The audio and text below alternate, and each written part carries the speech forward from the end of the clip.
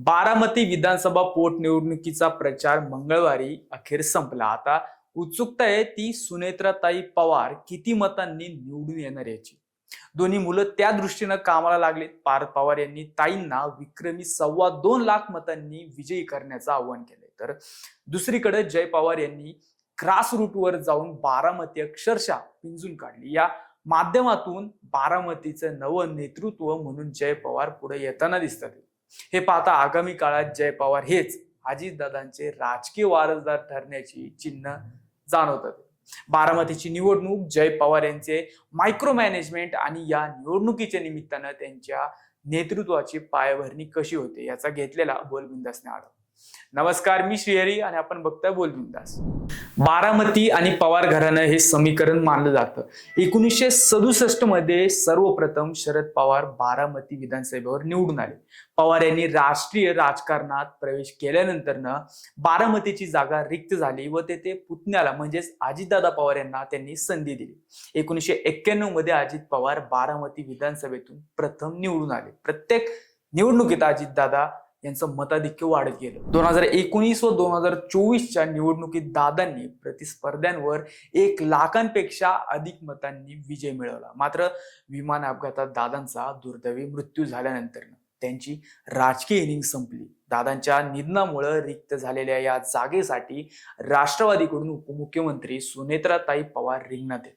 येत्या 23 एप्रिलला मतदान होत असून मंगळवारी प्रचाराची सांगता झाली. वास्तविक या निवडणुकीत सुनेत्राताईंसमोर कोणीही प्रबळ प्रतिस्पर्धी दिसत नाही. काँग्रेसच्या आकाश मोरे यांनी आधीच माघार घेतली.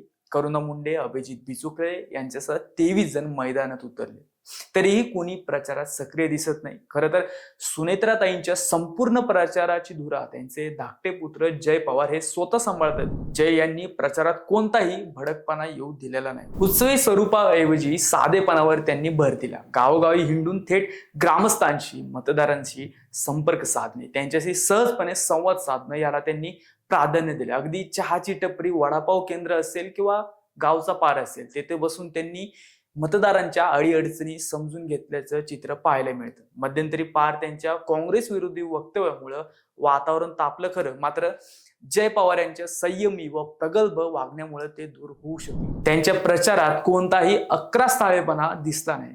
अतिशय शांतपणे व संयमीपणे त्यांच्या नेतृत्वाखाली सुनेत्राताईंचा प्रचार केला. अजित पवार सकाळी लवकर उठून कामाला लागत. जय पवार यांनीही हाच कित्ता गिरवलाय. इच्छित स्थळी वेळेत पोहोचणं, लोकांशी बोलणं आणि पुढच्या कार्यक्रमाला जाणं या त्यांच्या कामाच्या पद्धतीचा बारामतीतील जनतेवरही चांगला प्रभाव पडल्याचं मानलं जातं. पार्थ पवार यांनी 2 लाखांच्या विक्रमी मतांनी सुनेत्राताईंना विजयी करा असं आवाहन केलं, पण अशा आकड्यांमध्ये रमण्यापेक्षा जय यांनी प्रॉपर कामावर भर दिला. प्रचारादरम्यान अनेक भावनिक प्रसंग आले, दादांच्या आठवणीचे क्षण आले, पण या सगळ्यांना जय धीराने समोर गेले. ग्रामस्थांनी अजित पवार यांचा आवडता गमछा जय पवार यांना भेट दिला, तेव्हा त्यांनी तो अजित पवार यांच्या स्मारकात स्मृती म्हणून ठेवणार असल्याचं जाहीर केल्याचं वृत्त प्रसिद्ध झालंय. अजित पवार यांच्या निधनानंतर पार्थ यांच्यापेक्षा जय यांनी परिस्थितीशी कुशलपणे व संवेदनशीलतेने हाताळल्याचं दिसून येतं. त्यांच्या वागण्या बोलण्यातून ते शरद पवार आणि अजित पवार यांचा वारसा चालवू शकतात हा संदेश जनसामान्यात गेल्याचं दिसून आले. शरद पवार, अजित पवार यांनी बारामतीचं समर्थपणानं नेतृत्व केलं. आता सुनेत्राताई पवार यांच्याकडे नेतृत्वाची कमान आहे, परंतु भविष्यात जय पवार यांच्याकडचं बारामतीचं पुढचं नेतृत्व म्हणून पाहिलं जाते हे मात्र नक्कीच.